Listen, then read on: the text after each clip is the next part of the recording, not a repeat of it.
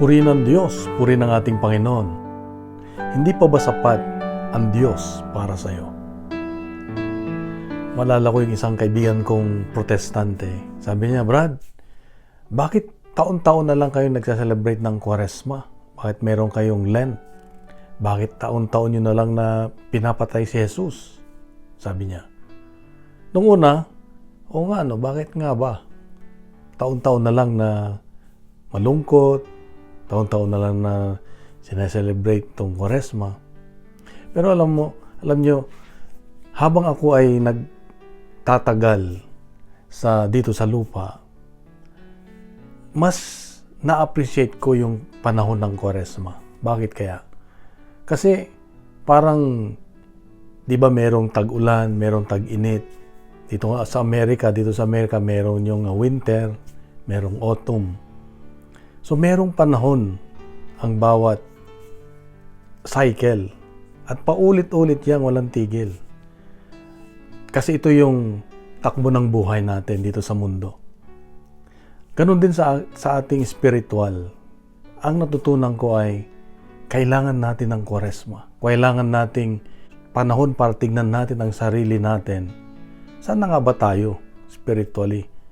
Ano na nga ba nangyari dun sa pinangako natin noon na tayo magbabago na, magiging mabait, magbabalik loob sa Diyos.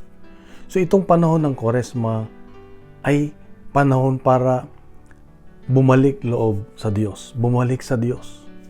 At habang ako ay tumatanda, sabi nga, para bang mas nauunawaan ko na ang kahalagan ng Kwaresma. Kasi sa mga nakaraang mga panahon, mga nakaraang mga araw, siyempre, hindi mo maiwasan yung magkasala, hindi mo maiwasan yung makagawa ng ayaw ng Diyos. Kaya dito yung panahon na para bumalik loob sa Diyos. Tignan, suriin ang aking puso, ang aking isipan, kung ano ba ang tinatakong buhay. So, hindi ko na kailangan ng, tawag dito, sinyales. Hindi ko na kailangan ng sign para maniwala na ito na yung panahon para magsisi. Yung krus na lang, yung krus na yon, ay isang paalala na sapat na ang Diyos. Sapat na yung kanyang ibinuwis ang kanyang buhay para ipadama sa akin na mahal niya ako. Na mahal niya tayo.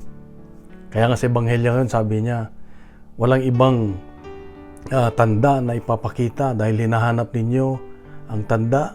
Walang ibang tanda ipapakita sa inyo, kundi ang tanda ni Jonas. Si Jonas, na nung siya'y pumunta sa Ninive, ay nagsalita, sinabi niya yung bili ng Diyos na magbalik loob. At lahat ay nagbalik loob, pati hayop. Kaya naligtas sila sa pagkagunaw ng Ninive. So ganun din tayo ngayon. Panahon ng Kwaresma, ang krus ay tanda na para tayo bumalik loob sa Diyos. Ito yung sign. Ito yung tanda. Wala na siyang ibang ibibigay kundi nangyari na yung tanda. Alalahan lang natin ang krus na kung saan si Jesus ay naghirap, namatay at muling nabuhay. Kaya nga sa ating pananampalataya, meron tayong tuwing tayo nagdarasal, tayo nabibless, meron yung tanda ng krus. Kaya ginagawa natin to remind ourselves na wala nang ibang tanda, kundi ang krus mismo. Kaya kapatid, itong Kwaresma, ito ay panahon para tayo ay magbalik loob sa Diyos. Aminin yung ating mga pagkukulang, pagkakasala at magbago kasi wala naman tayong ibang pupuntahan eh. Wala naman ibang magbibigay sa atin ng tunay na kaganapan sa buhay kahit mayaman ka, kahit nasa iyo na lahat, kahit nasa iyo na ang kapangyarihan. Kung walang Diyos sa buhay mo, sa buhay natin, walang kapayapaan. Sabi nga, hanggat hindi nagpapahinga ang ating kaluluwa sa Diyos, walang kapahingahan. So, ito kapatid, ang paalala ng Diyos sa akin ngayon na ang tanda ay ang krus, ang pagmamahal ng Diyos sa atin. So, kung tayo po ay nabiyahan, ibahagi natin sa iba ang Ebanghelyo ngayon, ang reflection natin.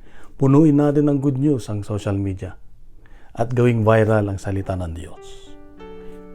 Isang mapagpalang araw sa iyo at sa iyong mga mahal sa buhay. God bless. God is good.